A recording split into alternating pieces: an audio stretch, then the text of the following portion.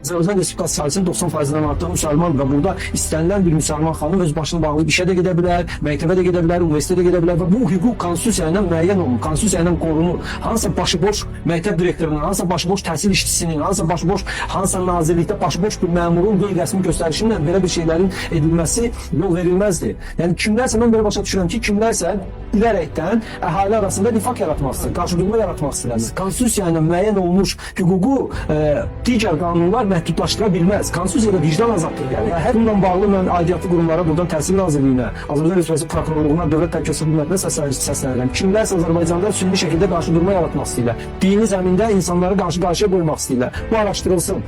Nə ilə əsaslandırırsınız? Bu sizə hardan gəlir deyəndə deyirlər qeyri-rəsmi tapşırıq. Yəni qeyri-rəsmi tapşırıq nə deməkdir? Qeyri-rəsmi mən buradan sizdən xahiş edirəm ki, çıxın binanın üstünə atın özünüzü aşağı. Belə şey var. İnsanların zaten Azərbaycanın en qədər problemlərimiz var. Şimaldan bir problem, cənubdan bir problem, qərbdən bir problem, özümüzün sosial problemlərimiz. Yəni bu problemləri kimlər sülhü şəkildə bizə eksport eləmək istəyirlər? Məqsədləri nədir? Niyyətləri nədir? Siz onda sual ortaya çıxır. Siz Bakıda məsəl üçün yəhudi məktəbləri var. Orada da gedib kapalarını yığışdırırsınız. Və ya sanırsa bir xristiyan dininə etiqad edəndə deyirsiniz ki, bunu eləməyin. Yoxsa ancaq İslam sizin gözünüzə girər.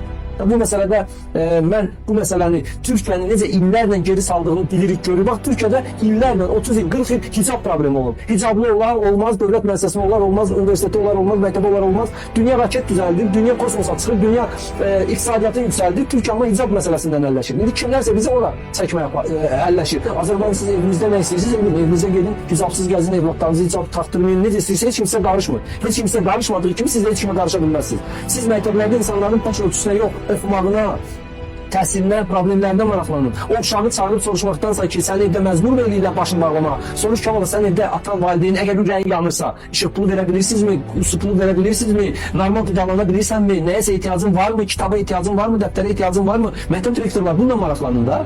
Sizin cəmaatın dinindən, imanınla nə işiniz var? Yəni baxın, Epşteyn hadisəsi ortalıqda olduğu bir zamanda siz daha da sevinmək əvəzinə ki, bizim evlatlarımız, gənclərimiz əxlaqlı bir dinə etiqad edirlər, əxlaqlı insan kimi yetişirlər. Buna yox, verin bütün gənclərimizi internetə qurban, sosial şəbəkələrə qurban, sonra satanist, şeytanist çıxsınlar ortalığa. Bunu mu istəyirsiniz siz? Hörmətli Emin Əmrullayev, siz mi tapşırıq verirsiniz ki, insanların təhsilindən yox, tərbiyəsindən yox, baş örtüsündən maraqlanır? Və yaxud da Respublika Prokurorluğuna və ya Dövlət Təhlükəsizlik Xidmətinə müraciət edirəm burada. Burada bir təxribat izi axtarmaq lazımdır. Kimdir bu insanların arazsalar? Daşınmayan yerdən qan çıxartmaq istəyənlər? Araşdırın bir.